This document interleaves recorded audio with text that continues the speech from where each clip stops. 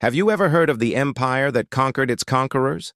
An African kingdom so powerful it turned the tables on ancient Egypt itself? Today, we journey south along the lifeblood of the Nile, past the familiar pyramids of Giza, deep into the lands once known as Nubia. This is the story of the forgotten pharaohs, the masters of gold, and the rise of the mighty kingdom of Kush. For centuries, Nubia, a land rich in resources and culture, lived under the shadow of its powerful northern neighbor, Egypt.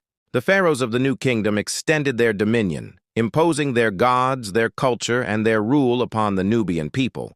But empires, no matter how great, eventually face their twilight. Around 1070 BC, as internal strife and external pressures weakened Egypt, its grip on the south began to loosen. The colossal temples crumbled, the garrisons withdrew, and in the ensuing power vacuum, a flame that had been suppressed for generations was rekindled. From the ashes of Egyptian domination, a new power began to stir. The Nubians, drawing upon the ancient legacy of their ancestors from the Kerma culture, started to reclaim their lands and their destiny. Local chieftains and rulers emerged, uniting the people and laying the foundation for a new, independent state. They didn't just want freedom, they wanted to build an empire that would rival the one that had once subdued them. And at the heart of this resurgence was a city that would become the epicenter of their spiritual and political world, Napata. Located near the sacred mountain of Jebel Barkal in modern-day Sudan, Napata was more than just a capital. It was a holy site, a place believed to be the southern home of the great god Amun, a deity revered by both Egyptians and Nubians. The Nubian leaders cannily adopted and adapted Egyptian religious customs. They declared themselves the true servants of Amun, protectors of the ancient faith. By establishing their capital at Napata, they weren't just building a city. They were making a profound statement.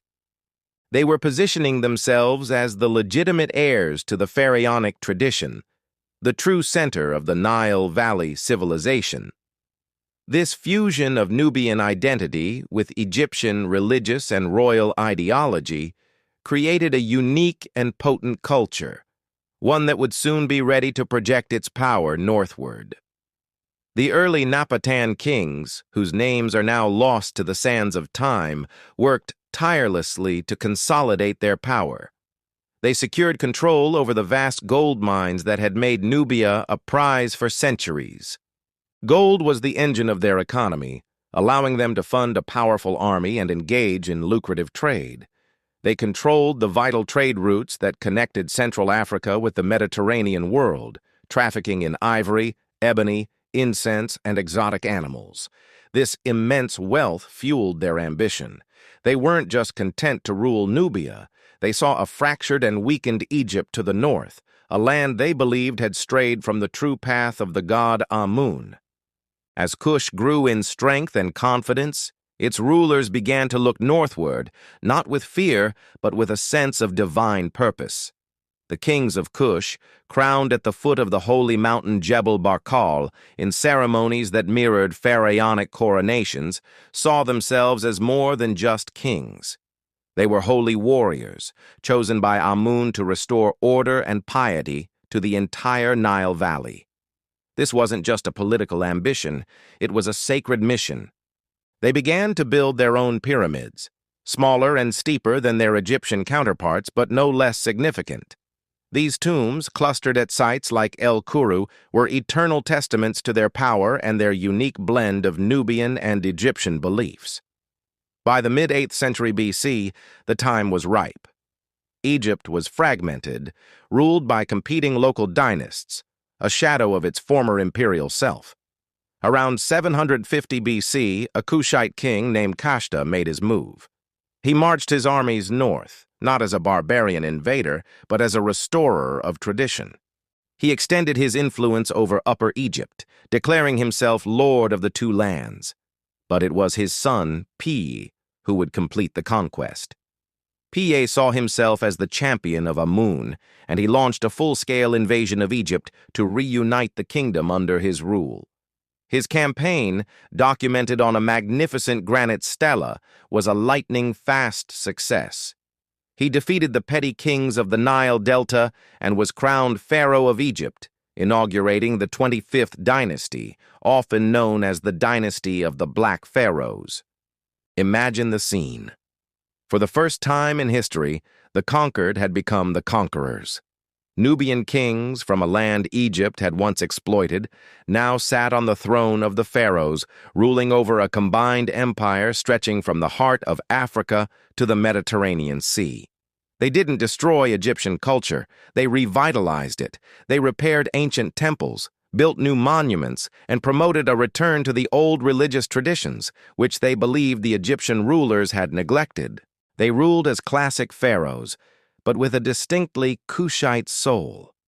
The art from this period is fascinating, depicting the pharaohs with features that clearly celebrate their Nubian heritage, a powerful statement of identity and pride. The rule of the Kushite pharaohs over Egypt lasted for nearly a century. Kings like Shabaka, Shabitku, and Taharka fought to defend their vast empire against new threats, most notably the rising power of the Assyrians from Mesopotamia. Taharka, in particular, was a prolific builder, leaving his mark all over Egypt and Nubia. His reign is even mentioned in the Bible. However, the Assyrians, with their superior iron weapons, proved to be a formidable foe. After a series of brutal conflicts, the Assyrians pushed the Kushites out of Egypt around 656 BC. The dream of a united Nile Valley under Nubian rule was over, but this was not the end of Kush, far from it. Forced back into their homeland, the kingdom entered a new and in many ways even more remarkable phase. They moved their capital further south, from Napata to the city of Meroe. This move was strategic. Meroe was located in a region rich in iron ore and had enough rainfall to support agriculture without relying solely on the Nile's flood. Here, shielded from the turmoil of the north, the kingdom of Kush would flourish for another 1,000 years. At Meroe, Kushite culture became even more distinct. While they retained some Egyptian influences, they developed their own unique script, known as Meroitic, which we are still working to fully decipher today. Their art, their religion, and their burial practices evolved. The pyramids at Meroe are a breathtaking sight, a forest of steep, narrow tombs that stand as a testament to a vibrant and enduring civilization. Meroe became a major center for iron production, a technological hub whose influence spread across Africa. It was a thriving cosmopolitan city, a crossroads of trade that connected the Roman world with the African interior and the trade routes of the Indian Ocean. The kingdom of Kush, in both its Napatan and Meroitic phases, represents one of the great success stories of ancient Africa. It was a civilization that demonstrated incredible resilience, adaptability, and cultural brilliance. They were not merely imitators of Egypt. They were innovators who forged a powerful identity and left an indelible mark on the history of the Nile Valley. Their story challenges our perceptions of ancient power, proving that empires can rise from the most unexpected of places, and that the flow of influence is never just a one-way street. The tale of Kush is a vital chapter in the grand story of human history, a golden age on the banks of the Nile that deserves to be remembered and celebrated. Thank you so much for joining me on this journey into the lost kingdom of the Black Pharaohs. If you found this story as fascinating as I do, please hit that like button and subscribe for more deep dives into forgotten history. And I have a question for you. What part of Kushite history fascinates you the most? The conquest of Egypt, the Iron City of Meroe, or their mysterious, undeciphered script? Let me know in the comments below. See you next time.